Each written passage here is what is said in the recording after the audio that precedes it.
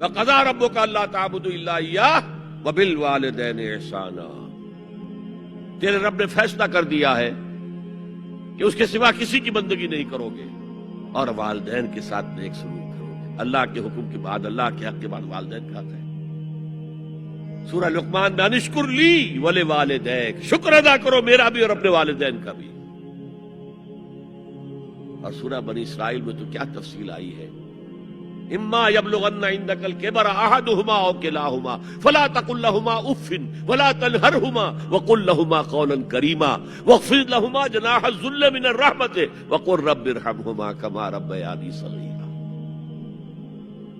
اگر تمہارے والدین میں سے ایک یا دونوں تمہارے پاس بڑھاپے کی عمر کو پہنچ ہی جائیں،